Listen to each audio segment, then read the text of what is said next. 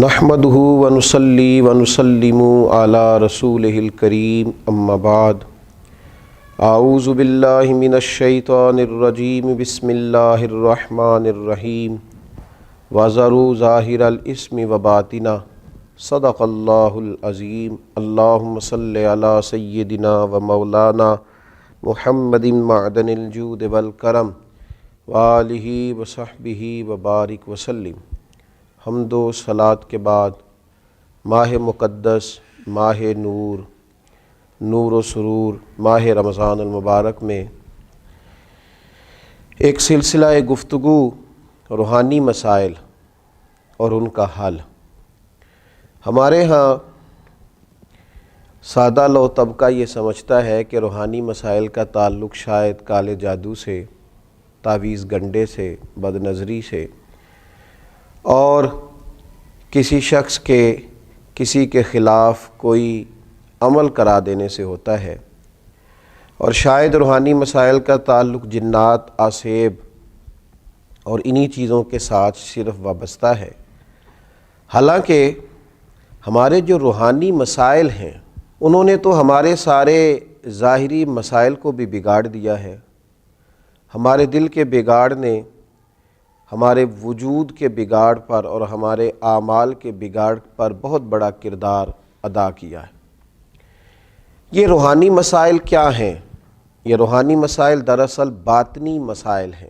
قرآن مجید فرقان حمید ارشاد فرماتا ہے کہ وَذَرُوا ظَاهِرَ الْإِثْمِ وَبَاطِنَهُ، ظاہری گناہ بھی چھوڑ دو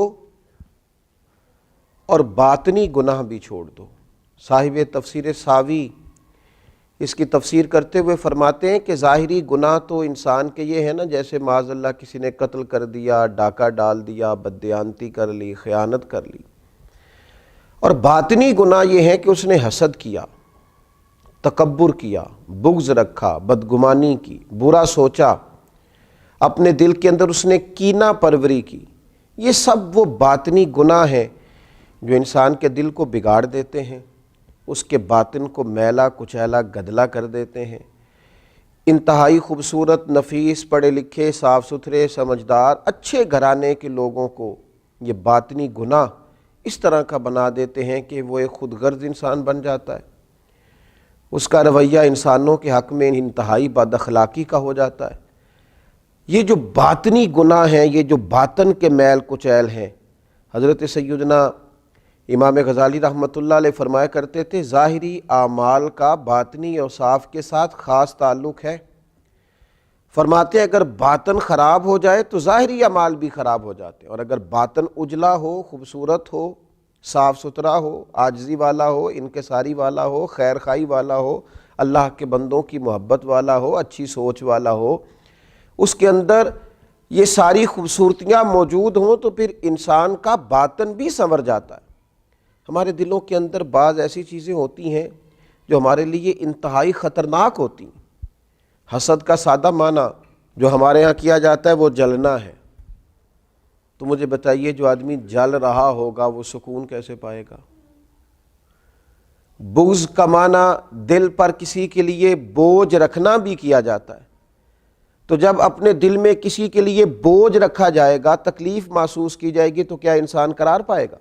تکبر کا معنی یہ ہے کہ آپ نے اپنے آپ کو بڑا جانا، کسی کو چھوٹا اور حقیر سمجھا، تو جب ہر وقت آپ اپنی بڑائی ہی کے چکر میں پڑے رہیں گے تو کیا دل کو قرار آئے گا؟ تو یہ وہ باطنی اور روحانی مسائل ہیں جو سامنے والے کا تو شاید کچھ نہیں بگاڑتے، لیکن اپنے آپ کو وہ تکلیف میں، اذیت میں، پریشانی میں مبتلا کر دیتے۔ تو ان روحانی مسائل کی معرفت رکھنا، ان کا خیال رکھنا، نبی اکرم نور مجسم صلی اللہ تعالیٰ علیہ وسلم نے فرمایا تمہارے وجود میں گوشت کا ایک لوتھڑا ہے، اگر وہ ٹھیک ہو گیا تو سارا جسم ٹھیک ہو گیا، اگر وہ بگڑ گیا تو ہر چیز ہی بگاڑ دے گا، بگڑ گئی ساری چیزیں۔ یا رسول اللہ صلی اللہ تعالیٰ علیہ وسلم وہ کون سا لوتھڑا ہے؟ تو فرمایا وہ تمہارا دل ہے۔ اگر تمہارے دل کے اوپر میل کچیل ہو، بغض ہو، عداوت ہو، کینہ ہو، حسد ہو، تکبر ہو، بدگمانی ہو، تو وہ سارے جسم کو بگاڑ دے گا، تمہیں شدید تکلیف میں مبتلا کر دے گا۔ لیکن اگر دل صاف ہو، اگر دل میں عجز ہو، اگر دل میں محبت ہو، اگر دل میں خلوص ہو، دل میں للہیت ہو، اگر دل کے اندر کسی کے لیے درد ہو، خیر خواہی ہو، تو پھر یہ دل باقی اعمال کو بھی سنوار دے گا۔ اسی لیے امام غزالی رحمۃ اللہ علیہ فرمایا کرتے تھے کہ دل ایک تنے کی طرح ہے، درخت کا جو تنا ہوتا ہے اس کی مانند دل ہے۔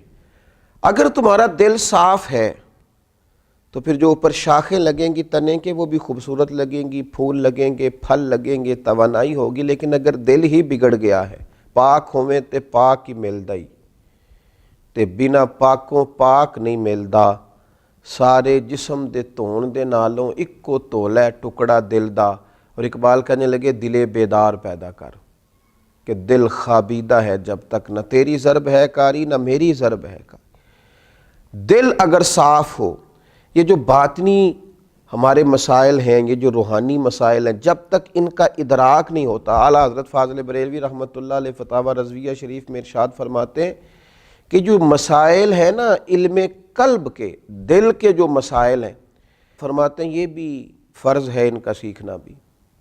کون سے مسائل؟ فرماتے ہیں جیسے تواضع سیکھنا، جیسے توکل سیکھنا، جیسے اخلاص سیکھنا، اس طرح باقی مسائل سیکھنا فرض ہے، یہ بھی سیکھنا فرض ہے۔ اور فرماتے ہیں جس طرح بہت سے حرام چیزوں کی معلومات ہونی چاہیے کہ یہ ٹھیک نہیں، یہ منع ہے، یہ درست نہیں ہے، اس سے اللہ رسول ناراض ہو جائیں گے، اسی طرح جو محرمات باطنیہ ہیں، یعنی تکبر ہے، ریا ہے، عجب ہے، حسد ہے، ان کی معلومات ہونا بھی ہر مسلمان کے لیے فرض ہے۔ اور پھر آگے چل کے آپ ارشاد فرماتے ہیں عظیم روحانی پیشوا سلسلہ قادریہ کے عظیم روحانی بزرگ اعلیٰ حضرت فاضل بریلوی رحمۃ اللہ علیہ ارشاد فرماتے ہیں جس طرح پنجگانہ نمازوں کی فرضیت جاننا ضروری ہے، اسی طرح حصول اخلاص کا علم ہونا بھی ضروری ہے، اس لیے کہ ہر عمل کی صحت، ہر عمل کا ٹھیک ہونا، اللہ کی بارگاہ میں قبول ہونا اخلاص ہی کی بنیاد پر ہے۔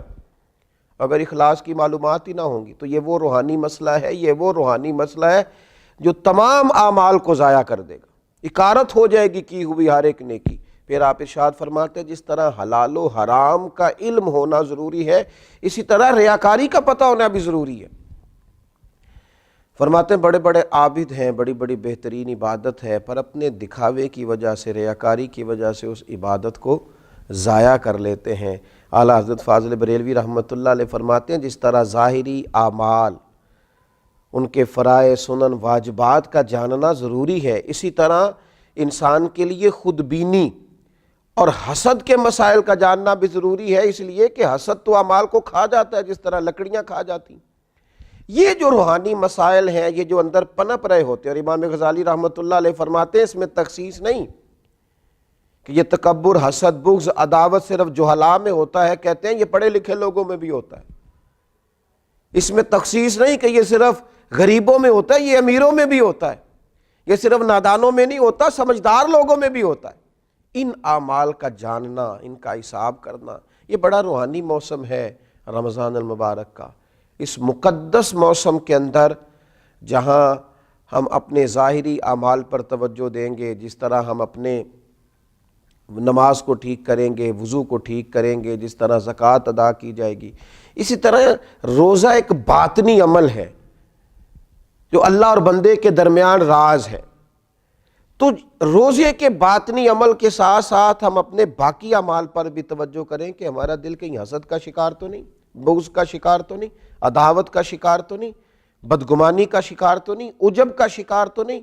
اگر دل کے اندر یہ ساری بیماریاں ہوں گی تو یاد رکھیے گا سارے اعمال کے باوجود، ساری نیکیوں کے باوجود انسان نہ قرار پا سکے گا، نہ وہ نیکیاں اللہ کے حضور قبول ہوں گی، نہ اسے کوئی فائدہ ہوگا۔ اپنے ان روحانی مسائل کے حل کے لیے سب سے پہلے کوشش کی جائے، اپنے باطن سے ان قدورتوں کو، ان بیماریوں کو، ان چیزوں کو سب سے پہلے نکالا جائے۔